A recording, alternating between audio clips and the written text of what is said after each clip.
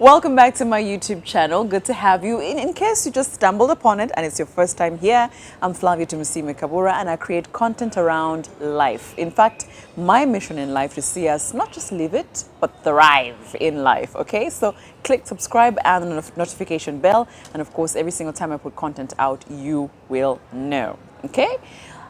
Said, I'd be putting out more vlogs than usual, one. And two, I said I'd started a business and I was willing to have you walk through this entire transition and journey with me.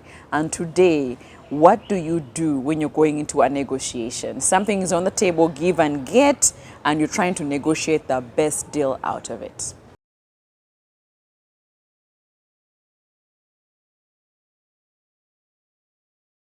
So as I was listening to a podcast which I've shared here before, and someone said, Flavia, you were saying it too quickly. I need to note down that podcast and listen to it too. It's Biz Chicks right here on the screen. And they were talking about negotiating in deals and how to get your best value. It came at such a time when I had negotiated such a bad deal that I had undervalued myself. But I said, you know what, you live and you learn. So are you at some point going to be negotiating? Maybe you're at work, you need a salary increment. Maybe it's a new client and trying to get a proposal in. Whatever it is in life, you're always at a point where you're negotiating for value. Let's start there. In negotiations, you need to know value.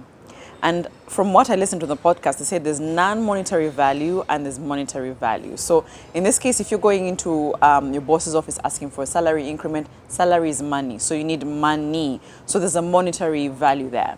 However, most likely you'll walk in there and they're not willing to offer you all the money that you're asking for. But they're giving you an offer of maybe half of it, quarter of it, or some of it. Are you able to ask for some other value that's non-monetary? Some people will say, you know what, I've been getting insurance for just me. Can you add on my wife and children? Others will say, you know what, I don't want insurance, I don't want lunch, but I'd like travel once a year. Can you pay for that?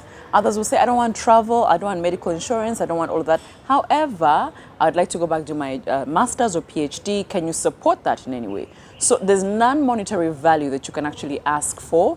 And for example, for me, I asked for flexi hours at work. I said, you know what, I would like to do other things. So can I work for X amount of hours and be free for X amount of hours? So that is part of the negotiation. It's the value I'm asking for that's non-monetary. Okay, so when you're walking into a negotiation, value, and it's two ways, non-monetary and the monetary. So you tell them, okay, fine, you're not able to pay me my 20 million that I'm asking for. Can you offer me A, B, C, D, E, F, G? And actually what I also learned from the podcast is that sometimes they're offering you things you don't really need. I'll tell you, at work, they consider that giving me lunch is useful. It's not. I pack my own lunch to work. So you cannot count the value you give me as lunch. Do you see what I mean? So I would say, can we exchange that value, which is lunch, into something more meaningful to me that I will accept, So yeah, that's number one in negotiation, value, know it. But also they said in value, know theirs and yours. But in this case, I'm going to call it purpose or the goal. Know your hand and their hand. So when you walk into a negotiation, the other team has already written down their points, how far they'll go, how low they want, and all of that stuff. Please don't walk in there just for always walking red. Okay?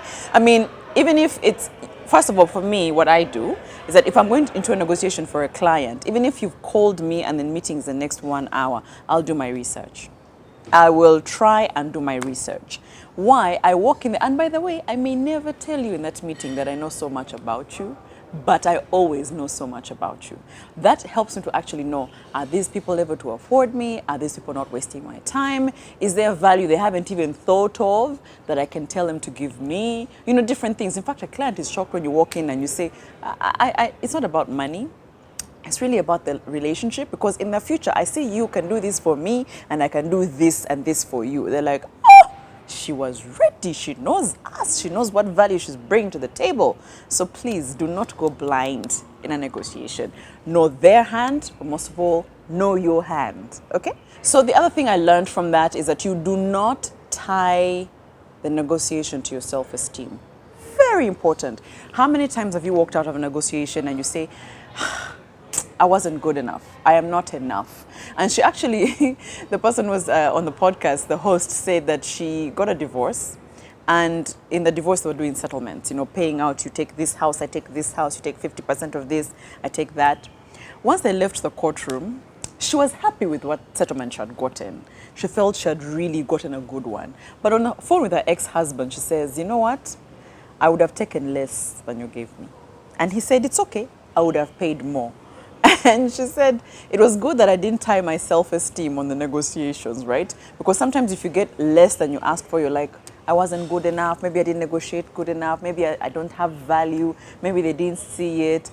Take that negotiation as that one time. Because I've seen it in my life and in my business. You get one client who will pay a certain value and you think it's the best. Then you go to the next who pays you a ridiculous amount and you're like, who of us is robbing the other? Do you see what I mean? But maybe that person has seen your value and you hadn't in the other instance.